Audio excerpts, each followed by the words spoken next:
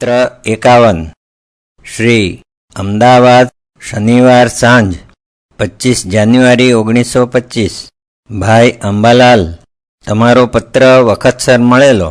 રોગનો ભોગથી ક્ષય થાય એ જ ઇષ્ટ છે. બધા રોગનું મૂળ ભવરોગ છે. મૂળનો નાશ થતાં ડાળા પાંદડાનો પોતાની મેળે જ નાશ થશે, પણ મૂળનો નાશ કરવાનો યત્ન ન આદરતા જો ડાળા પાંદડાનો નાશ કરવામાં જ શક્તિનો વ્યય કરીશું તો મહેનત નિષ્ફળ જ જવાની, કારણ કે એ તો થોડા સમયમાં ફરીથી ફૂટી જ નીકળવાના. માટે મૂલે કુટારહની જરૂર છે, અને માટે તો વૈદો નારાયણો હરિ વગર બીજો કોણ સલાહ આપી શકે? પુરોહિત કાલે જ મળ્યા, એમને રૂપિયા આપી દીધા છે. એ ગોધરે નથી જવાના, એટલે ઉપનિષદો વગેરે મોકલી શકાશે નહીં. કામળા આશ્રમમાંથી મળી ગયા છે. મોદી બુધવારે પરણે છે. મારે 4-5 દિવસ ભણાવ્યા પછી પાછી લાંબી રજા પડી છે. ખૂબ કામમાં છું, તેથી કાગળ નથી લખાતો. તબિયત ઠીક છે. હાલ એ જ. લિખિતં સ્નેહાધીન પાંડુરંગ. પત્ર 52 શ્રી અમદાવાદ તારીખ 18/2/25 ભાઈ અંબાલાલ, થોડા દિવસ ઉપર મેં તમને એક પત્ર લખ્યો હતો, તે પહોંચ્યો જ હશે. તેમાં મેં લખેલું કે કામળા મને આશ્રમમાંથી મળી ગયા છે, પણ તમે તમારા પેલા શિક્ષકને એ વાતની ખબર આપી હોય એમ લાગતું નથી, કેમ કે આશ્રમમાં એ બાબત હજી પત્ર લખ્યા કરે છે. માટે એને એકદમ ખબર આપી દેશો કે કામળા મને મળી ગયા છે, હવે આશ્રમમાં પત્ર ન લખે. હાલમાં તો હું મિલ મજૂર બન્યો છું. અઠવાડિયામાં 3 દિવસ આશ્રમમાં જવું પડે છે. 11-11:30 ઘરમાંથી નીકળું છું ને 6-6:30 પાછો આવું છું. બેન્કર કે અનસુયાબેન અહીં નથી, એટલે આ વૈતરામાંથી તરત છૂટી શકાય તેમ નથી લાગતું. જમનાલાલજીવાળું પ્રકરણ પાછું ઉપસ્થિત થયું છે. કદાચ વર્ધા જવું પડશે. આ બધી ગડબડમાં હાલ વંચાય છે થોડું જ. અહીં રહેવાનું થાય તો કાંકરિયાવાળી ગુફામાં રહેવા જવા વિચાર છે. ઘેર શિવપુરાણ અને ગુફાએ વિચારસાગરનું વાંચન ચાલે છે. તમે એપ્રિલમાં આવી શકશો? આવો તો આપણે 4 દિવસ ગિરનાર જઈ આવીએ. પણ આ બધું ઈશ્વર મને અહીં રાખે તો.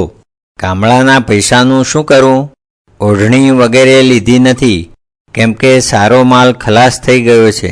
મોદી પરણીને પાછા મુંબઈ ઉપડી ગયા છે. હાલ એ જ. પાંડુરંગ. પત્ર 53 શ્રી અમદાવાદ તારીખ 25/2/25 ભાઈ મોદી, તમારા બંને પત્રો મળ્યા. બીજો પત્ર શિવરાત્રિને દિવસે જ મળ્યો, એટલે કંઈ લખી શક્યો નહીં. કેશવલાલ મને મળ્યા નથી. મુંબઈ આવી ગયા હશે એમ માનું છું. ગઈકાલે વાંચ્યું કે જામ સાહેબની સિંહણને સાપ કરડવાથી તે મરણ પામી. તેથી તેના બચ્ચાને બકરીનું ધાવવું પડે છે. અપવાદ ભલે હોય, પણ સિદ્ધાંત ચોક્કસ છે કે જ્યારે સિંહણના બચ્ચાને પણ શ્રીમંતની સોબતને લીધે માન મૂકી બકરીને ધાવવું પડે છે, ત્યારે બીજાની શી કથા? આ નાની સરખી વાત તમને વિચાર માટે લખી મોકલી છે. ઈશુનું પેલું ઊંટ અને સોયના નાકાવાળું વચન તમને યાદ હશે જ. ગીરવાણ ભાષાની બધી નકલો કોઈ પુસ્તક વેચનાર ખરીદી લે ખરો? 30-35% કમિશન આપીએ. પૈસા આવે તો પૂર્વાર્ધની દ્વિતીય આવૃત્તિ મારે હાથે નીકળે. ઉપનિષદોની વાતો તમે લઈ લેવા તૈયાર છો? માત્ર શરત એટલી કે ઇટ મસ્ટ નોટ ડાય. મારે પાયપણ ન જોઈએ. નવજીવન છપાવે, પણ મારે એક પબ્લિકેશન તમને આપવું છે, અને બીજું હું ન પણ લખી શકું. વૃત્તિ દિવસે દિવસે ખૂબ ઉપરામ પામતી જાય છે. આશ્રમની બલા ટળી છે. અઠવાડિયામાં 1 વાર જ જવું પડે છે. હજી બેન્કર આવ્યા નથી, એટલે વર્ધાનું અનિશ્ચિત જ છે. કદાચ બંને ઠેકાણે ના પણ પાડું. બધો 250થી 300નો ખેલ છે. ખેલ શું કરે છે જોઈએ. એ જ લિખિતં સ્નેહાદીન પાંડુરંગ. પત્ર 54 શ્રી અમદાવાદ તારીખ 1/3/1925. ભાઈ મોદી. 2-4 દિવસ ઉપર લખેલો પત્ર મળ્યો જ હતો. ત્યાં જવાનું નક્કી થાય કે બેન્કર છોડવા તૈયાર થયા છે. કંઈ પણ એક્સપેક્ટેડ તો નથી જ. જઉં તો જૂનમાં જવું પડે. ત્યાં સુધી બેન્કર ચાલુ રાખે, કોઈ સગવડ પણ કરી આપે, પણ એ મને પસંદ નથી. જૂનમાં તો મારે ઉડવું છે. વર્ધા જઉં તો બંધનમાં પડું. બંનેને કાલે ના પાડી દઉં છું. ગીરવાણ ભાષા બિલકુલ ગઈ નથી. ન જાય તેની એ ચિંતા નથી. 2-4 મહિનામાં જે થાય તે ખરું, પછી તો ઈશ્વરને ચિંતા. પત્ર 55 શ્રી અમદાવાદ તારીખ 10/3/1925. ભાઈ અંબાલાલ, તમારો પત્ર મળ્યો છે. મેં તો તમને પ્રથમ પત્ર લખ્યો તે દિવસે જ બંને ઠેકાણે ના કહી દીધી છે. અહીંની આશ્રમશાળામાં મારે વર્ધા ના જવું હોય તો મને રાખી લેવાને પણ કાકા સાહેબ તૈયાર છે. પણ રાત થોડીને વેશ ઘણા માટે કંઈ પણ ન જતા સ્થિર બેસવાનું નક્કી કરી મેં ત્યાં પણ ના કહી છે. પૂર્ણ અનુકૂળતાની રાહ જોનારને તો હા હંત હંત કહેવાનો જ વખત આવવાનો. મોદીને લંબાણથી પત્ર લખ્યો છે એટલે વહેલા મોડા તમે સર્વબીના જાણી શકશો. હાલ તો મૌન એ જ મારું તમને મિત્રાનું શાસન છે. ગીરવાણ ભાષા સુધારવા માંડી છે. નહીં જેવો ફેરફાર ઇષ્ટ લાગે છે. થોડા વાક્યો બદલ્યા છે. રેફરન્સ વગર ન સમજાય એવું હોય ત્યાં ટૂંક નોંધ જોડી છે. વ્યાકરણમાં 2-3 ભૂલો થયેલી તે સુધારી નાખી છે. બીજી સૂચના કરશો. હાલ એ જ લિખિતં સ્નેહાદીન પાંડુરંગના પ્રણામ. પત્ર 56 શ્રી અમદાવાદ ગુરુવાર સવાર 17 એપ્રિલ 1925. ભાઈ મોદી, 10 દિવસથી કાંકરિયાની ગુફામાં રહેવા ગયો છું. આજે ગુરુવાર હોવાથી ઘેર આવ્યો છું. તમારી ચિઠ્ઠી તથા પુસ્તક મળ્યા. મેં લખ્યા વગર તમે પૈસા મોકલાવ્યા એ ઠીક ન કર્યું. મારે પૈસાની અત્યારે બિલકુલ જરૂર નથી, એટલે મની ઓર્ડર પાછો મોકલાવ્યો છે. માટે માઠું લગાડશો નહીં. ઈશ્વર અત્યંત દયાળુ છે. એની દયાનો પરચો વારંવાર આવ્યા જ કરે છે. નોકરી છોડી રામ ભરોસે ઘેર બેઠો, પણ કોઈ જાતની તંગી નથી. નોકરી છોડીને થોડા દિવસ પછી બાની તબિયત અત્યંત લથડી ગઈ. ફેબ્રુઆરીનો ચઢેલો પગાર પણ આવ્યો નહોતો. લાગ્યું કે મન કી મનમાં રહી જશે, પણ દત્ત મહારાજે મહેર કરી. એકદમ 70-75 રૂપિયાના પુસ્તકો ગયા. જોકે શાળાઓ તો બધી એ ફેરવાઈ ગઈ છે. થોડા દિવસ પછી ચઢેલો પગાર પણ આવી ગયો. એક જણે વાતે વાતમાં 6 ગોળીઓ આપી ને બાને પણ એકદમ આરામ થઈ ગયો. કાંકરિયાથી શરૂઆતમાં 2-4 દિવસ ઘેર જમવા આવતો.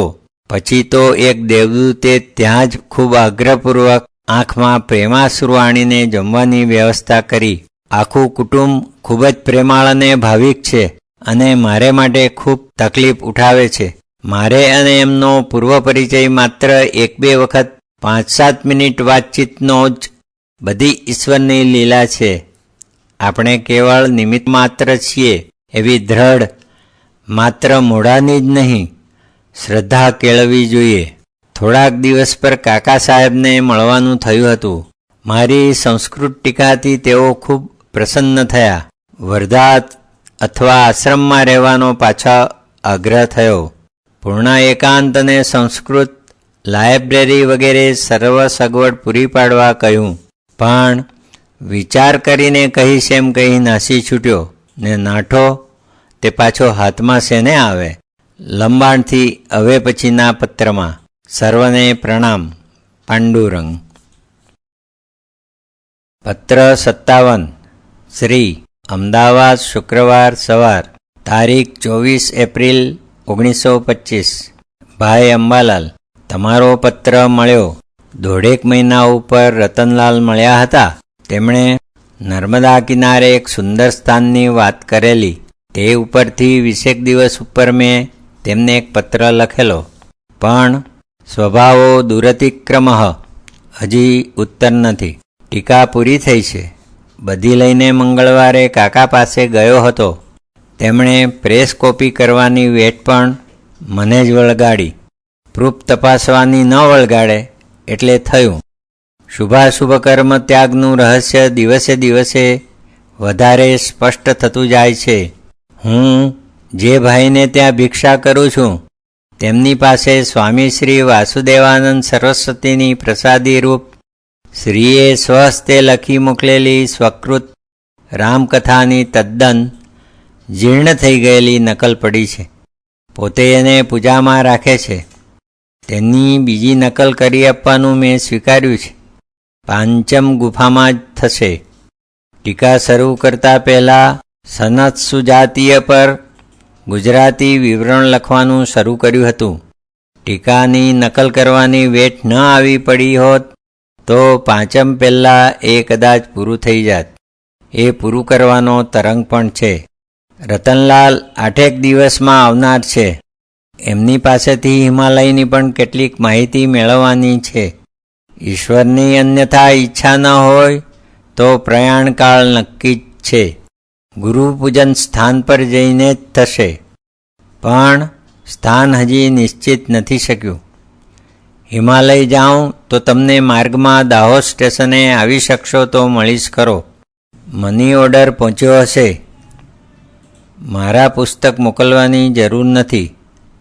રામાયણ તો છાત્રદેવોનો પ્રસાદ છે. તેમના પ્રેમાશ્રુથી સિંચાયેલું છે. તમે જેનો સદુપયોગ કરી શકશો. ખૂબ આનંદમાં છું, પણ એમાં વિરહની ગમગીની અને યારની ભાવિ ભેટનો ઉલ્લાસ બંને છે. મોદીને કંઈ લખશો નહીં. એ સેન્સેટિવ છે. એને લાગી આવશે. હું જ લખીશ. પત્ર 58 શ્રી શુક્લકુવા પાસે ગોધરા, અમદાવાદ, મંગળવાર બપોર, તારીખ 2 મે 1925. ભાઈ મોદી, હજી મન અનિશ્ચિત જ છે. ગોધરા જ છું. 4-5 દિવસ પછી વડોદરે જવાનો છું. કાકા સાહેબને કદાચ મળવાનું થાય. પૂનમ પછી બીજો પત્ર લખીશ. તમારા શેઠને એક માણસની જરૂર છે એમ તમે કહેતા હતા. મારો એક દક્ષિણી મિત્ર ઇન્ટરમાંથી અસહકાર કરેલો એ જગ્યાએ રહેવા તૈયાર છે. તો કામ શું કરવાનું છે, પગાર વગેરે શું આપશે તેની વિગતવાર ખબર મને ઉપરના સરનામે વળતી ટપાલે લખી મોકલશો. આ કામ મારું પોતાનું જાણી કરવાનું જ છે. એ જગ્યાએ નહીં તો બીજી કોઈ જગ્યાએ પણ જો એને ગોઠવી શકાય તો એક મોટું કામ થશે.